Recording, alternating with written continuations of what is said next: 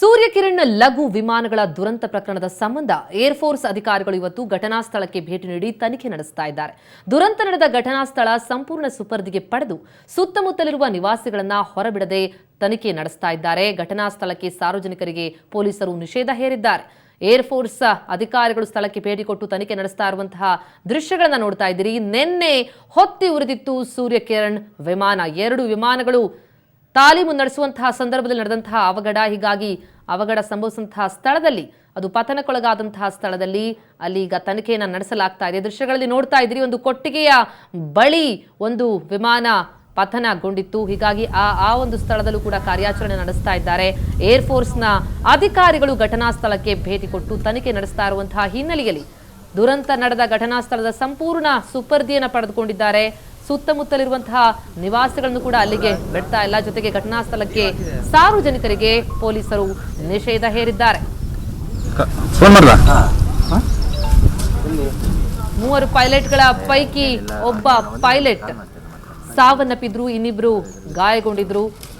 ಈ ಹಿನ್ನೆಲೆಯಲ್ಲಿ ಈಗ ಯಾವ ಕಾರಣಕ್ಕಾಗಿ, ಹೇಗೆ ಸಂಭವಿಸಿತು, ಎಲ್ಲಿ ಸಮಸ್ಯೆ ಆಯಿತು ಅನ್ನೋದರ ಕುರಿತಾಗಿ ಈಗ ಪರಿಶೀಲನೆ ನಡೀತಾ ಇದೆ. ಹೀಗಾಗಿ ತನಿಖೆಗೆ ಮುಂದಾಗಿದ್ದಾರೆ ಏರ್ಫೋರ್ಸ್ ಅಧಿಕಾರಿಗಳು.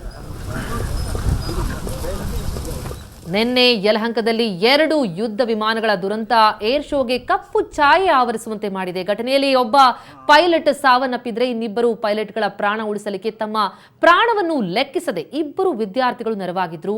ವಿಮಾನಗಳ ದುರಂತದಿಂದ ಅಕ್ಕಪಕ್ಕದ ಮನೆಯವರು ಕೂಡ ಇನ್ನೂ ಶಾಕ್ನಲ್ಲೇ ಇದ್ದಾರೆ.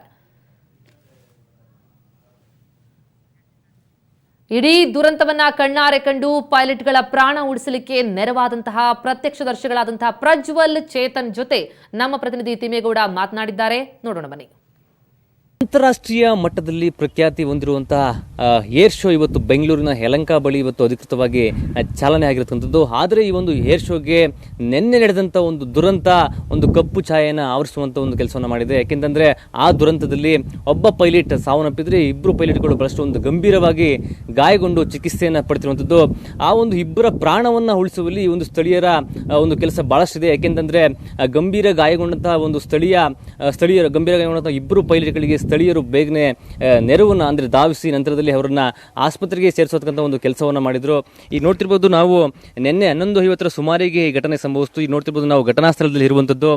ನಿನ್ನೆ 11:50 ಸುಮಾರಿಗೆ ಇಸ್ರೋ ಲೇಔಟ್ ಬಳಿ 2 ಯುದ್ಧ ವಿಮಾನಗಳ ಒಂದು ತಾಲೀಮು ವೇಳೆ ಈ ಒಂದು ಅವಘಡ ಸಂಭವಿಸಿತು. ಆ ಒಂದು ಅವಘಡದಲ್ಲಿ ಒಬ್ಬ ಪೈಲಟ್ ಸಾಹಿಲ್ ಗಾಂಧಿ ಅನ್ನತಕ್ಕಂಥ ಪೈಲಟ್ ಸಾವನ್ನಪ್ಪಿದ್ರೆ 2 ಪೈಲಟ್ಗಳು ಗಂಭೀರವಾಗಿ ಗಾಯಗೊಳ್ತಾರೆ. ಅಂಥವರಿಗೆ ಈ ಸ್ಥಳೀಯರು ತಕ್ಷಣ ನೆರವಿಗೆ ಬರ್ತಾರೆ. ನಂತರದಲ್ಲಿ ಆಂಬ್ಯುಲೆನ್ಸ್ನ ಕರೆಸಿ ಅವರನ್ನ ನೇರವಾಗಿ ಆಸ್ಪತ್ರೆಗೆ ಕರೆದುಕೊಂಡು ಹೋಗಿ ನಂತರ ಚಿಕಿತ್ಸೆಯನ್ನು ಕೊಡಿಸುವಂತ ಒಂದು ಕೆಲಸವನ್ನು ಮಾಡ್ತಾರೆ.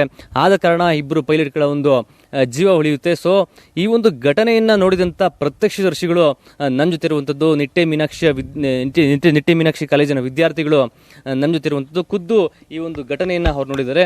ಅವ್ರ ಹತ್ರನೇ ಕೇಳೋಣ ಬನ್ನಿ. ಆ ಒಂದು ಘಟನೆ ಸಂಪೂರ್ಣವಾಗಿ ಆ ಒಂದು ಇಬ್ಬರು ವಿದ್ಯಾರ್ಥಿಗಳು ವಿವರಿಸ್ತಾರೆ. ಹೇಳಿ ಚೇತನ, ಅಂತಂದ್ರೆ ಈ ಒಂದು ಘಟನೆಯನ್ನ ಪ್ರತ್ಯಕ್ಷವಾಗಿ ನೋಡಿದ್ದೀರಾ? ಎಷ್ಟೊತ್ತು ಸಂಭವಿಸ್ತು, ಹೇಗೆ ಸಂಭವಿಸ್ತು? ಸರ್, ಇದು ಸುಮಾರು 11:15 ಹಂಗೆ ಆಗಿರೋ ಘಟನೆ ಇದು. 11:15 ಹಂಗೇನೋ Suryakiran 9 aeroplane at time 3 batch ಮಾಡ್ಕೊಂಡು ಟೇಕ್ ಆಫ್ ಆಯಿತು. ಸೊ ಅದಾಗೆ 5 ನಿಮಿಷ 10 ನಿಮಿಷ ಅದು ಕಾಣಿಸ್ಲಿಲ್ಲ ಎಲ್ಲೂ ಸುತ್ತಮುತ್ತಲು. ಆವಾಗ ಬೇರೆ ಏರ್ಕ್ರಾಫ್ಟ್ಗಳು ರಫೇಲು ಮತ್ತು F-16 ಮಾಡ್ತಿದ್ದು ಪ್ರದರ್ಶನ. ಅದು ಲ್ಯಾಂಡ್ ಆಗಿದ ತಕ್ಷಣ ಇಮಿಡಿಯೇಟಾಗಿ ಎಲ್ಲ 9 ಸೂರ್ಯಕಿರಣ್ ಗ್ಯಾದರ್ ಮಾಡಿಕೊಂಡ್ರು. ಒಂದೊಂದು ಫಾರ್ಮೇಷನ್ ಮಾಡ್ತಾಯಿದ್ರು. ಸೇಮ್ 5 ದಿನದಿಂದ ಏನು ಪ್ರಾಕ್ಟೀಸ್ ಮಾಡ್ಕೊಂಡು ಬಂದಿದ್ರು ಅದೇ ಮಾಡ್ತಿದ್ರು. ಸೊ ಈ ಕರೆಕ್ಟಾಗಿ ಈ ಯಂತ್ರದಲ್ಲಿ 2ಕ್ಕೆ ಒಂದು ಉಲ್ಟಾ ಆಗಿತ್ತು, ಇನ್ನೊಂದು ಸೀದದು ರೆಕ್ಕೆ ಟಚ್ ಆಗಿ ಫಾಲ್ ಆಗಿ ಸೇಮ್ ಅದೇ ಜಾಗದಲ್ಲಿ ಬಿತ್ತು ಸರ್. ಸೊ ಬಿದ್ದಿದ್ದ ತಕ್ಷಣನೇ ತುಂಬ ಜಾಸ್ತಿ ಬೆಂಕಿ ಫಾರ್ಮೇಷನ್ ಆಗಿ ಆ ಬೆಂಕಿ ಮಧ್ಯದಿಂದ 2 ಪೈಲಟು ಲ್ಯಾಂಡ್ ಪ್ಯಾರಾಶೂಟಲ್ಲಿ ಬಂದರು ಸರ್. ನೀವು ಎಲ್ಲಿ ಮನೆ ಒಳಗಡೆ ಇದ್ರ? ಒಂದು ಸೌಂಡ್ ಬಂದ ತಕ್ಷಣ ನೀವು ಆಚೆ ಬಂದ್ರೆ ಯಾವ ರೀತಿ ಒಂದು ಸೌಂಡ್ ಬಂತು ನಿಮಗೆ? ಇಲ್ಲ, ನಿಂತ್ಕೊಂಡು ನೋಡ್ತಾ ಇದ್ವಿ. ಸೇಮ್ ಇದೇ ಜಾಗದಲ್ಲಿ ನಿಂತ್ಕೊಂಡು ನೋಡ್ತಾ ಇದ್ವಿ ಕೆಳಗಡೆಯಲ್ಲಿ ಬಾಲ್ಕನಿಯಲ್ಲಿ. ಸೊ ನಾವು ಪ್ರದರ್ಶನ ನೋಡಬೇಕು ಅಂತಾನೆ ನಾವು ನೋಡ್ತಾ ಇದ್ವಿ. ನಾವು ಪೈಲಟ್ ಪ್ಯಾರಾಶೂಟ್ ಕಂಪ್ಲೀಟ್ ಆಗಿ ಓಪನ್ ಆಯ್ತು. ಮತ್ತೆ ಒಬ್ರದ್ದು ಓಪನ್ ಆಗಿತ್ತು, ಆದ್ರೆ ಅವ್ರು ರೊಟೇಟಿಂಗ್ ಅಲ್ಲಿ ತಿರ್ಕೊಂಡು ಬಂದು ಕ್ಲೀನ್ ಆಗಿ ಲ್ಯಾಂಡ್ ಆಗ್ಲಿಲ್ಲ. ಆದ್ರೆ ಅವರು ಸೊ ನಾವು ಇಮಿಡಿಯೇಟ್ ಆಗಿ ಹೋಗಿ ವಿಜಯ್ ಸರ್ ಅಂತ ಇತ್ತು, ಅವರು ಹೆಲ್ಮೆಟ್ ಮೇಲೆ ಎಲ್ಲ ಬರ್ದಿತ್ತು. ಸರ್ ಕೈ ಹಿಡ್ಕೊಂಡು, ಸರ್ ಆರಾಮಾಗಿರಿ ಸರ್, ಏನೂ ಆಗಿಲ್ಲ, ನಿಮ್ಗೋಸ್ಕರ ಬರ್ತಿದ್ದಾರೆ ಫೋರ್ಸ್ ಎಲ್ಲ ಏನಿಲ್ಲ ಆರಾಮಾಗಿರಿ ನೀವು ಅಂತ ಹೇಳಿ ಅವ್ರಿಗೆ ಸಮಾಧಾನ ಮಾಡಿ ಅವ್ರ ಕೈನ ಹಿಡ್ಕೊಂಡೇ ಅವ್ರು ಆ್ಯಂಬುಲೆನ್ಸ್ ಬಿಡೋವರೆಗೂ ಅವರು ನನ್ನ ಕೈ ಹಂಗೆ ಹಿಡ್ಕೊಂಡೇ ಇದ್ರು. ಆರಾಮಾಗಿ ಅವರು ಕಾಮಾಗೆ ಮಾತಾಡ್ತಿದ್ರು. ಅವರು ನಾನೇನು ಮಾತಾಡ್ತೀನಿ ಅದಕ್ಕೂ ರೆಸ್ಪಾನ್ಸ್ ಮಾಡ್ತಾಯಿದ್ರು. ಆ್ಯಂಬುಲೆನ್ಸ್ ಎಕ್ಬೇಕಾದ್ರೆ ಸೈರನ್ ಬರ್ತಿತ್ತು ಜೋರಾಗಿ ಫೈರ್ಮ್ಯಾನ್ದು. ಅವರು ನನಗೆ ಅವ್ರ ಕಿವಿ ತೋರಿಸ್ಬಿಟ್ಟು ಸನ್ನೆ ಮಾಡೋರು ಆಫ್ ಮಾಡಿಸು ಅಂತ. ಸೊ ನಾನು ಜೋರಾಗಿ ಅವ್ರು ಕಿರ್ಚಿ ಸರ್ ಆಫ್ ಮಾಡಿಸಿ ಅವ್ರಿಗೆ ತೊಂದರೆ ಆಗ್ತಿದೆ ಅಂತ ಹೇಳಿ ಅವ್ರ ಜೊತೆನೇ ಇದ್ದು ಅವರು.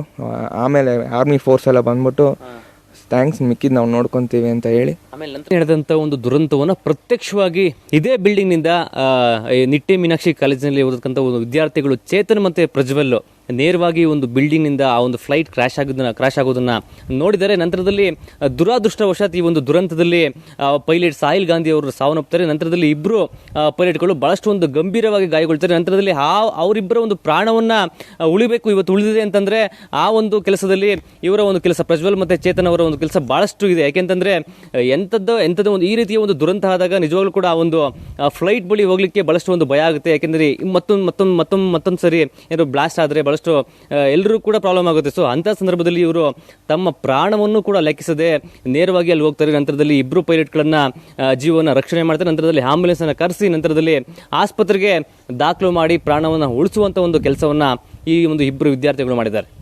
ಕ್ಯಾಮರಾ ಪರ್ಸನ್ ರಾಕೇಶ್ ಜೊತೆ ತಿಮ್ಮೇಗೌಡ, ಕ್ರೈಮ್ ಬ್ಯೂರೋ, ಸುವರ್ಣ ನ್ಯೂಸ್.